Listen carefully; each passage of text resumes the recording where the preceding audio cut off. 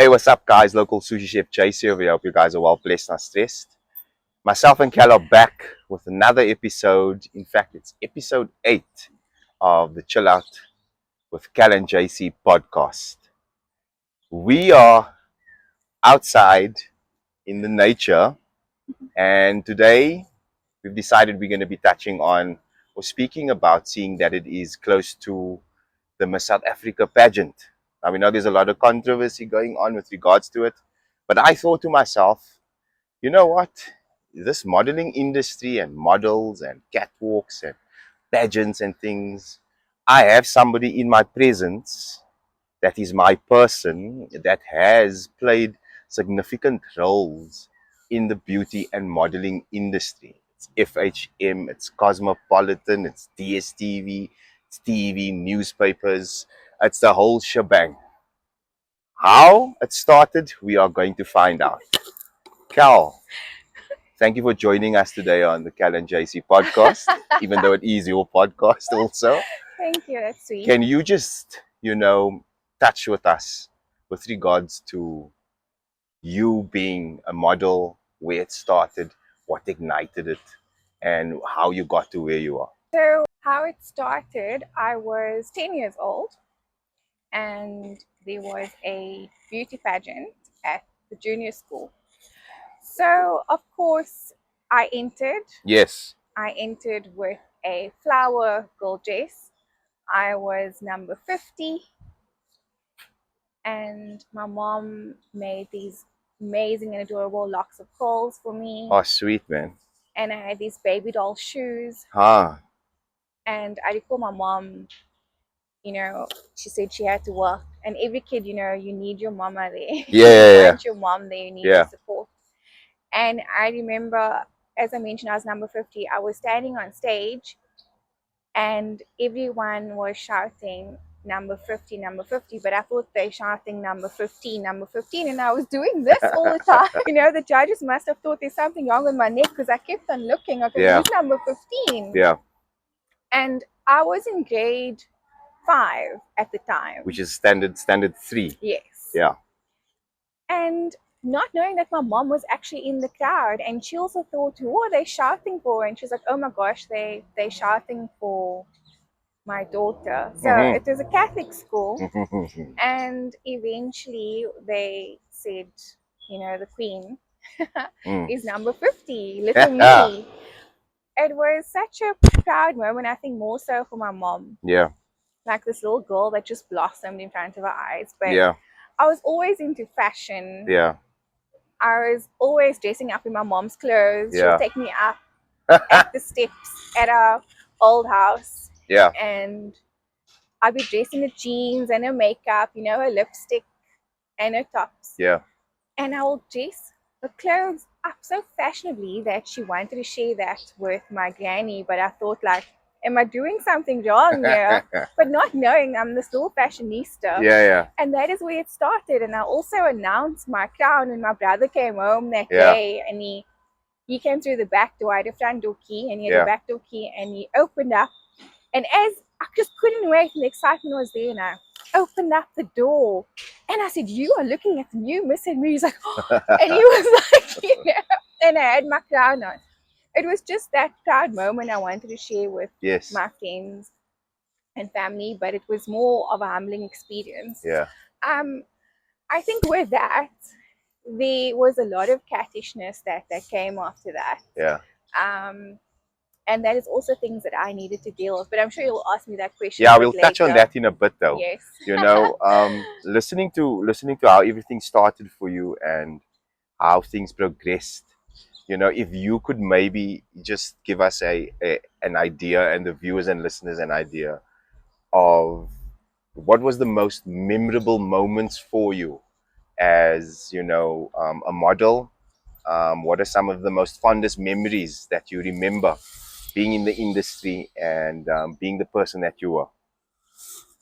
I think there was many iconic moments. Yeah. There was many memorable moments. There were amazing photographers who I met. There was also choreographers that taught me the creativeness of being a choreographer, which also led me to put fashion shows Yeah. and events together for my own brand as well, for Kalandiva. Yeah. And it was certainly an art.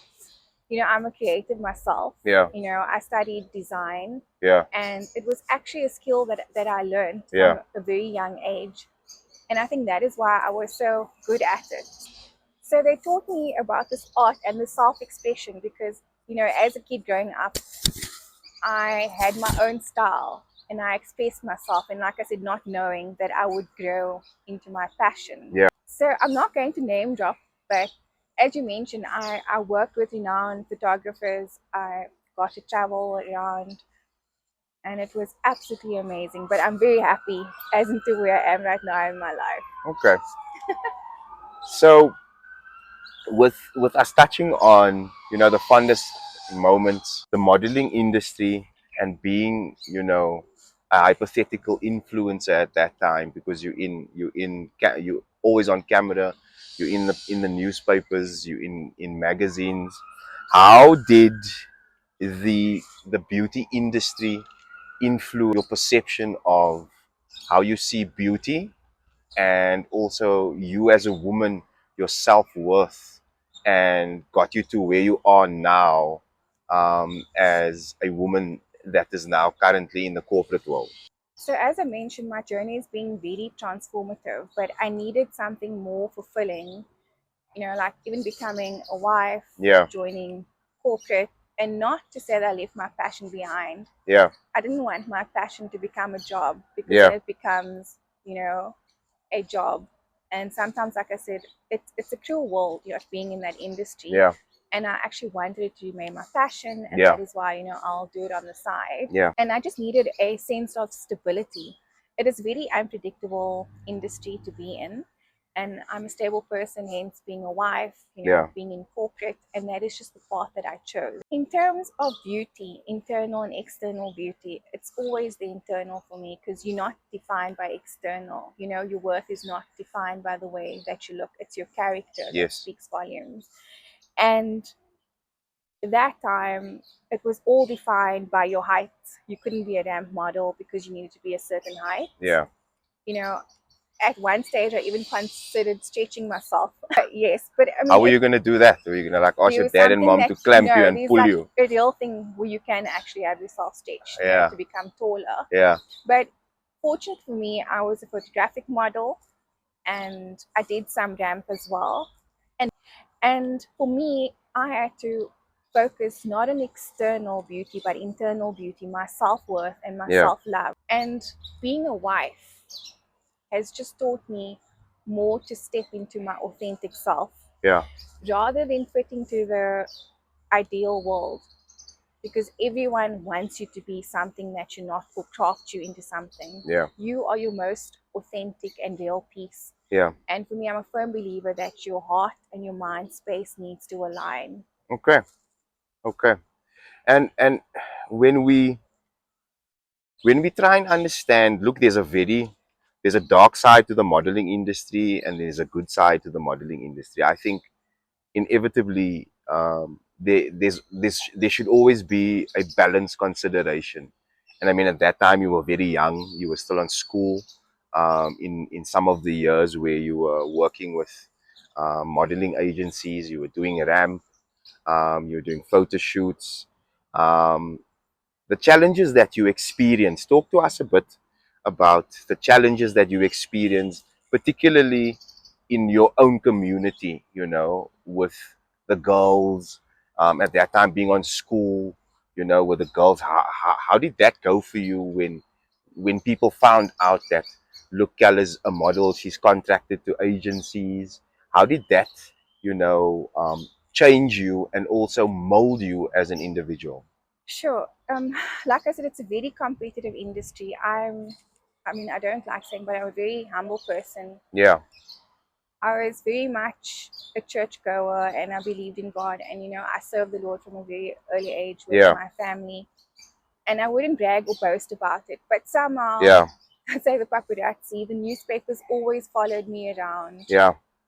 And with that, you know, I also had stalkers. Yeah. And I'll get into that in a moment. Yeah. But Yeah. there's a lot of pressure And sometimes it's not the pressure that you put on yourself, but it's the pressure of others when they find out there's a lot. And I don't like speaking negative, but there's a lot of envious and jealousy Yeah. where I tried to live a private life, but yet, the newspapers used to follow me around Yeah. and always be every week I would feature. It's not a magazine, it's the newspaper.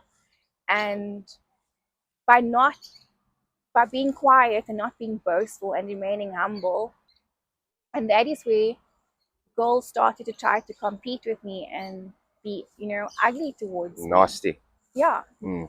And again, I don't like to use the word ugly, but in this situation, It's the reality of the matter. It's what you yes, I experienced, was it's bullied. what you felt. Yes. There's just a loads of jealousy that was on you Yes. because of who you were as an individual at Yeah. that time. And part of the okay. And part of even being bullied, because I'm such a soft hearted person, I even decided to leave the junior school. I left the Catholic school as well on my own, and I made that decision because I deserved better. Yeah. And my mom got this call from the principal to say your daughter just booked herself out of school. And my mom's like, oh my gosh, what is happening? But at that young age, I knew that I deserved better, to be treated better, Yeah. Yeah. and I made the decision to leave. Yeah. I went to a new school, met new friends, and of course, that comes with other challenges. But in the industry itself, it, it is not nice, to be Yeah. honest. It is glamorous. You see all the glamorousness, Yeah. the after, but the during is when I won many titles. Yeah. And they knew when I stepped in, then everyone would be like, Yeah. I didn't go to get the crown all the time. I went with my personality. Yes. And the passion that God put inside of me Yeah. is what I went with. Yeah. I recall doing a show, and all of the girls were much older than me. I was the youngest. They had the best of designer clothes. I wasn't into designer clothes, by the way. My mom made my clothing for me. So I wasn't into Levi's. I wasn't into the peppy jeans. I wasn't into the Nikes. Yeah. I had my own style. Yeah. And on this particular day, my mom was with me because, she supported me. Yeah. And I wasn't allowed to do any gig without her, and I appreciate her for that. Yeah. And while I was on stage, we had to do the Macarena. And I completely forgot all of my steps, and I went through it. So it was a sraparina. And I went, yes. And I looked at everyone And you and I just was aced it. laughing. I did my own moves and I had a ball of a time, Yeah. making a fool of myself. Mm. On that particular day, I won Miss Personality and I took the crown. Wow. Wow. And when I went backstage, I they can had imagine. stolen all of my stuff. I can imagine. The things that other people wouldn't wear, even though these were the individuals wearing designer clothing. You coming from humble beginnings, Yes. being authentic, winning the crown, and then winning Miss Personality. Coming back there, I can just imagine how you were looked at when you walked in there. Yes. Because I know I was a model myself. There were some agencies that I was contracted to when you go for castings, when you go for shoots. These more experienced models, they always tend to be a bit more snobbish, and stare at you and what has he got on and how does he Yes, look. that's So I exactly can it. imagine how it felt when you walked in there, coming from humble beginnings. Now you win the crown and you win Miss Personality. These very same people that was like, pulling their noses up for you, coming from humble beginnings, they steal your stuff, which is, it's an indication of how the industry is and how people are so competitive in the industry as well, and also the mannerisms that they portray, particularly being a lady. So I totally get it. I totally get it. Another question I want to ask you is your image, being on school, then growing as a model, transitioning into, being cover girl on FHM, then Cosmopolitan, then being on TV. Um, there's a very big image that you are supposed to uphold, right? With that image that you had to uphold at that particular time, did you feel any type of pressure, to uphold that image? And how has that image, changed that you have now transitioned into a wife? it's refreshing. It's really refreshing not having a life focused around fashion and shoots and, travel all the time. And right now, my focus is, being a good partner, Yeah. doing my best in the corporate Yeah. world, being Yeah. a leader without a title. And right now, I'm just enjoying the simplicities of life and being my authenticated self. So I'm enjoying the simpler and finer things in life, being with my partner, walks on the ocean, going for that surf, and just my downtime and radio. And I love that there's no pressure of me to match my belt Yeah. and my handbag and my shoes. Yeah. And my hair must always be on fleek. Okay, my eyebrows are always on fleek. But, now I'm just more relaxed. Yeah. So call me retired in that So you industry. don't feel I that don't much pressure I don't feel that pressure at with all. you know with fashion and beauty, coming out of the modeling industry. How do you find your interests? Have your interests changed in the fashion and beauty, department holistically, or have you taken some, attributes from your modeling industry days into your personal life? And is there some sort of, I still have that type of panache, of the model mindset, even if I just dress up to go to the office, even if I just dress up for my husband, go to the mall or whatever? I still love fashion Mm. and I still love fashion shows and I still love my brand, but Yeah. my approach is vastly different these Yeah. days. So it's less about trends and what makes me happy. Yeah. What makes me show up as my authentic self, and that is what I enjoy. That I don't have to be defined by a brand or defined by what I wear. Yeah. Just to be comfortable in my own skin. For me, it's more now about what makes me feel good and just feeding into my mental health. I've learned to set those boundaries also within the industry and with supportive friends and family who absolutely love me. If today I want to wear a fur coat with animal print pants and hunter boots Yeah. and pink or red lipstick just to go Yes. to the shop Yes. down the road, you Yeah. Well, support I me. certainly have some experiences with it. Cal would certainly like this when it was elections. Cal would dress up in a zebra onesie with pink boots, up to her ankles. Cal would dress as a fairy, going to the shop. So I have my fair share of her being spontaneous and still having that flair and craziness. Yeah, and I don't think that the spunk will ever leave me.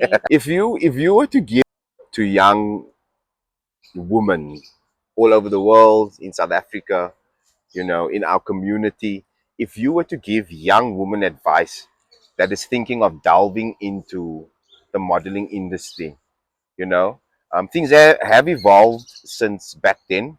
There's a lot of agencies now, and what advice would you give to the younger generation that wants to go into modeling, and how can you just maybe give them some tools and things to be aware of and things to do? I think most importantly is self-awareness. Stay true to yourself. Yeah. Like I said, your heart and your mind space. It always need to align. Yeah. There are going to be opinions of you, things that is not your truth. Yeah. And not who you are. But remember who you are and remember why you started. It's not as glamorous as it seems. Yes, sometimes it is. Sometimes it's lots of good and lots of positive. However, I would caution you just to build your self-worth outside of modeling, Mm-hmm. to know your worth outside of it all. Mm-hmm. And remember with that also, you have stalkers. I had stalkers Yeah. in my matric Let's year. touch on that. Let's touch on that a bit. Yes. So in my matric year, I had a stalker. He Mm-hmm. was from maximum prison. So he was a prisoner. Yes. He was detained in prison. Yes, and this is one of the shoots that I asked the photographer, not to release, and I wasn't aware. And I couldn't understand why I was getting calls to the landline at home and to the school office. They would call me, and I What was also that shoot about, though? it What was was the theme? it was summer. summer, so it was bikinis and Yes. showing skin and stuff. And Yes. okay, And that literally put my head into a spin because I got a letter from, this prisoner at the maximum prison yeah, writing to me. yeah, Being the person that I was, yeah, very naive, I wrote like a 5-10 page letter, yeah, and my dad had to get involved and obviously step in, go to the police station as well. And I also got someone phoning, stalking me and saying, I can see what you are reading. yeah, I also had a casual job and I would be stalked at work. They would come to my workplace. Sometimes, my parents would take me. I tried to be brave, taking, public transport. And I also had a stalker who used to sit opposite me. yeah. Very, very good looking guy. He had blue eyes. He looked like Tom Cruise, But he was a freak, but absolutely. And pedophile. he, yes, he followed me. I would have breakfast every morning with a girl called Zia. Yeah, He followed me and he even found out where I worked. And when he arrived at my work, I was so freaked out. yeah, And it's real. It is absolutely real. Just be safe and take care out there. yeah. Um, I Particularly for also, the young girls, I yes, think there should be one of the areas that they should always take note of, yeah, because I mean, being in the public eye, and I mean, modeling is not necessarily social media. Your work gets put onto social media, but I mean, it's a bigger platform as well. And the younger generation nowadays are so immune to wanting to be out there, to wanting to be camera visible, So a lot of youngsters also go through a lot of things when it comes to their self-worth.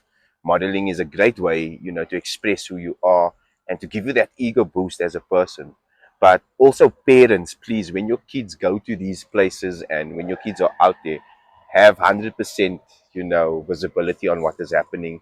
Support them 100%, and just make sure that they are safe, because the world that we live in today, unfortunately, is not the kindest of worlds. yes, And even though your kids are kind and you as parents are kind, there are always people out there, that doesn't have the best of intentions. So yeah. just better safe than sorry. And I mean, it's scary. Sometimes it's scary to have a fan group. I remember being at Canal Walk Yeah, and a bunch of people came up to me. Oh, you're that girl. You're that girl. I'm like, oh my gosh. And I don't want to be recognized. yeah, yeah, I don't. yeah, Because that to me was my creative outlet, not to a point where, people, are you that girl? Are you, I'm like, yeah, no. yeah, And, yeah. I want to know, well, in fact, the viewers also want to know, that exciting part of getting that first phone call or getting that letter, or having whoever come to your house and say, look, we want to use you as a model for FHM. We want you to be a cover girl. At that time, FHM was really big, and how did that feel for you as a youngster or a young lady, you know, entering this realm of modeling and now going into magazines? well, it felt good because I was very much into German health and fitness. I was eating salad in high I school, can imagine, yeah. not only because I wanted healthier choices for Yeah, myself, healthy body, healthy yeah, mind, and I had a beauty routine. So at a very young and early age, so I definitely took care of myself, and I think that is why they would recognize something that was very different. mm-hmm. I also turned down shoots because my nails were not done. Mm. I know. And because I just wanted to be the best version of myself. Yeah, And many photographers would always lift me up, yeah, make me even more confident because sometimes, your hair is not on point, and yeah, then, or sometimes they don't fit the outfits to your body and you need to rock it, you need to make it work. yeah, And I think I think it was Cosmo Glamour, and I was there and I'm like, yeah, and he's like, no, I'm not going to stand here and yeah, you're going to say like you don't like the outfit. But yeah, yet the wardrobe assistant was saying, but they need to dress you accordingly, yeah, yeah, But I had to pull it over. And sometimes, like I said, you have to wear what you don't want to wear, don't feel comfortable in. And when it comes out, yeah, kind of like when it cringe. yeah, But You know, I birthed Kalandiva, Yeah. and that was amazing. That was self-expression. How did that explode for you? You know, how did the modeling industry and being a model support your vision that you had with the brand that you started, Kalandiva? I know that brand is a lingerie brand. I'm not sure if it is, you know, full lingerie or, you know, how did that enhance your brand vision, and also how did that help you as an individual in your life? There's so much more that I can say, but I think we need to shoot another episode and wrap this up. Mm-hmm. And we can delve into it a bit more. But I had so much support from all the models. I had an entire team that was models who were so supportive. And I won't say that I birthed Kalandiva myself. We all did it. Yeah. It was teamwork. And, you know, I want to thank each and everyone individually when I get the chance again, because that brand definitely exploded and was very well supported. Can we see in the near future up and coming explosions again? I know you went dormant with Kalandiva because of your work and your experience that you now needed to apply into the corporate world. But are we going to be seeing more of Kalandiva? Are we going to be seeing more of this brand? Because this is one of the brands that took over Cape Town with lingerie. Like you mentioned, it was done very professionally with your experience coming from the modeling industry. When are we going to see more of Kalandiva? When are we going to have this brand come back up and come back to life? Okay, let's wrap it up. Thanks for chilling with JC and Carl. Up until next time, stay blessed and stay kind. Peace Peace. out.